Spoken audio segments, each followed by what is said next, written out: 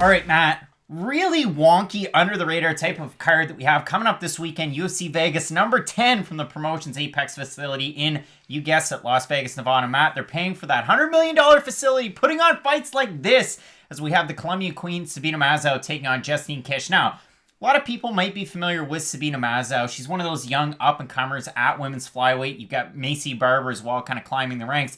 But Justine Kish, opposite her, she came in from the Ultimate Fighter season, a champion will be crowned. Now, it's a terrible name for it. Listen, Matt, I mean, gone are the days of UFC events that were numbered that had cool names, and insert, you had the Ultimate Fighter, a champion will be crowned. And yeah, from that season, we had Rose Namajunas, we had Carla Esparza getting the belt. You also had Justine Kish. Now, I have it as her country being Russia. She was born in St. Petersburg, grew up in the States. She's a SoCal gal. Good rhyming, Craig. Pat yourself on the back. You are the Fight Night Picks champion. But in terms of her background, she has a black belt in Kempo Karate, very accomplished there, and she's also a very accomplished Muay Thai champion outside of just the average MMA. Now, she had a 2-fight losing streak, losing to Felice Herrig, where she made brown inside the cage and made headlines, and now we're still talking about it. After that fight, she had a really tough one against Ji Yeon Kim at flyweight, and then she took about 2 years off, and she came back this January, fought Lucia Pudzilova, who was making the move from 35 down to 25.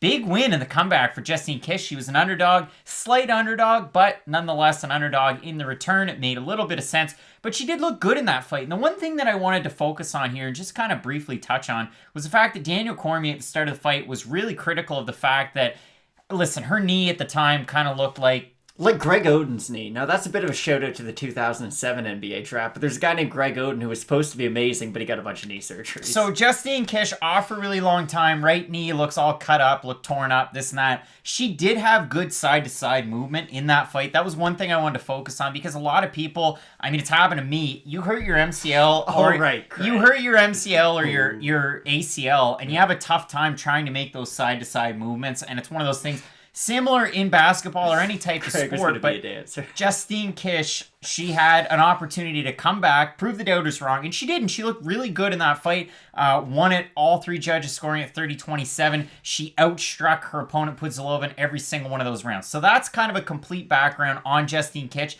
The one other thing I wanted to say about her, trains at a Black House MMA with the Carla Esparzas of the world, but also Lyoto Machida, Brian Ortega, a couple people that train there. So we look at Justine Kish for what it's worth. Good striking, you know her for that. Every now and again, she might pepper in a takedown. Did not work against Felice Herrig in that fight. Herrig out-grappled her in that one. Sabina Mazo, though, it was the highlight reels that got her into the UFC, but her UFC debut definitely didn't go as planned. No, and she fought Marina Moroz, who a lot of people know in strawweight as just being the most volume-heavy fighter who doesn't really land a lot of shots, and she fights in a very frustrating style. She'd fought Angela Hill once, and it was basically Moroz would throw 500 strikes, and she might land 4, but Angela Hill would actually consistently land shots, and that's why she'd end up getting the decision. So she's a very frustrating fighter to deal with, and Mazo wasn't really able to solve that puzzle of, okay, how do I get around all this volume? And since, I mean, the Shayna Dobson fight, she beat her very, very badly, and until Dobson's last fight, I mean, you know, none of us had really thought too highly of her. She had one of the more poor records in that division, but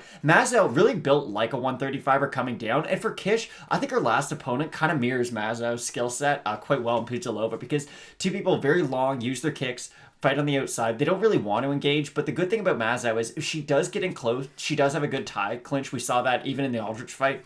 The problem with Mazo, though, is you can outwork her. It's the Clay Guida effect, where Clay Guida is always doing something, and if you just fight in that style, you can kind of start to get ahead on Mazo, and then if you do win that first and second round, it's not like she's some dangerous, you know, thunderous puncher like Francis Ngannou, or she's so good on the mat like Brian Ortega, where no matter what position or what point of the fight you're at, she can finish you. It's more, okay, I need to out-volume you, I need to outstrike you. On the ground, she gets on top, she's very good ground and pound. We saw that in the Dobson fight, but again, you're doing that to Shayna Dobson, and someone like Justine Kish, who she doesn't have the most accomplished grappling background, but she's really good at scrambling off the bottom, especially. Now, Felice Herrig was able to catch her in some of those scrambles and get her in rear naked choke quite famously.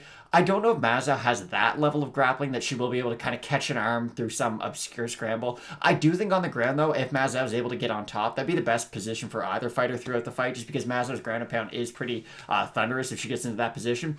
For Kish, the only thing that worries me is she stands very square to her opponent, and Mazo, we haven't seen a lot of the crazy kicks that she was known for throwing outside the UFC, but that front kick up the middle is kind of like how Tony Ferguson throws it, where he'll throw like a jab and then a front kick up the middle. Mazo still employs that quite well. And for someone who's standing really square, that's going to be just such a big target, their body, throughout the fight. So I think Mazo, that's a big weapon that she can use in this fight. But the issue is, and we saw it in her last one, can she actually stick to a game plan throughout the whole entire fight? Because with Aldrich, you could tell what she's trying to do. Fight on the outside, jab, jab, jab, use front kicks. But once Aldrich was starting to kind of collapse that distance, close in, and start to damage Mazo, she was never really able to switch out of that first gear and try to find a new game plan. So that really concerns me against a wily vet like Justine Kish. And I think it makes for an interesting fight. And like you said, it's almost like fighting Aldrich again, but the thing with Aldrich is she's going to threaten more with a takedown. You would think that she would. She's a little bit more of a power too. She has a little bit more power, a little bit more complete. So to me, it's not an odd case of matchmaking. It just kind of is what it is, and you have a prospect. If Mazo gets a win, kudos to you. You get to fight probably a ranked opponent next, I would think. Now, where it gets weird for me is the odds here. So the odds right now have Mazo the minus 260 favorite, Kish plus 210. Kish opened at a plus 235, so the line's just dropping slowly on Kish. And I want to mention too, we're taping these videos Monday night, the week before the fight. So make sure you check out Question Mark Kicks. I get a leg up on Matt, and I get the chance to kind of add to my cushion my points total. But the other thing is money's coming in on Kish. If you look over on Tapology at a 443 votes, 87% going Mazo, 90% by decision. In all likelihood, that could very well happen. Odds makers are thinking that's going to happen. The fans are thinking that's going to happen. The trouble I have with it, though, is the fact that Sabina Mazo has a little bit of an issue with volume punchers. And yes, she typically fights smaller women in this division. You brought up a really good point, and you look at it, and Daniel Cormier made a good point on the broadcast, too, in Mazo's last fight. You look at her, 5'7", 70 inches of reach. So she has 6 inches of reach over Kish. She has 2 inches in height, give or take a little bit. They fluff the numbers. But Sabina Mazo, the thing that I don't see as much is movement is always created by her opponent. Her opponent kind of dictates the pace, or has. I know the Dobson fight's a bit of an outlier, and usually Sabina Mazo in the regional scene was able to outpower, outvolume, do everything better than her opponents. That's how she got to the dance with an undefeated record at such a young age. For me, I really do think Justine Kish poses her a lot of different problems. I think the side-to-side and pushing forward, that's going to cause issues for Mazo. And I'm going to side with a pretty big underdog here in Justine Kish. And I know I'm probably one of the few. I want to hear what you're thinking in the comments section. Maybe a lot of people going with Matt here. So Mazo can switch it up, and she won't be at a disadvantage no matter where the fight goes. If it's on the mat, yes, Kish is good on top, but she's not so much better of a grappler than Mazo that Mazo can't either A, get up to her feet, B, switch position, or C, threaten with a submission to then create opportunity in one of those first two.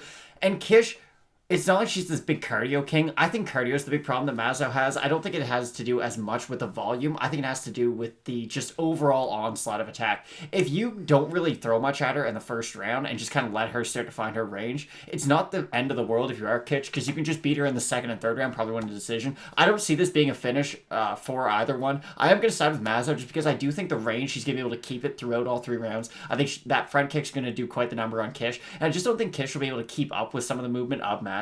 And if Kish gets her back to the cage, which she sometimes does, the second Mazo gets that tie clinch and starts throwing knees at the body, she's so much taller than Kish, and she's so much longer that those are really going to be damaging shots, and I think that they'll really pile up. So if Mazo can invest in the body work early to kind of equal the cardio throughout the 3 rounds, I think Mazo should have an easy time. Now, here's my one problem, though, and I'm glad that you brought it up. The odds are heavily skewed in Mazo's favor. She should be like a minus 180 maybe, and even that's a little heavy. So although I don't agree with the odds, I wouldn't put any money on this. I do think Mazo's got the dub.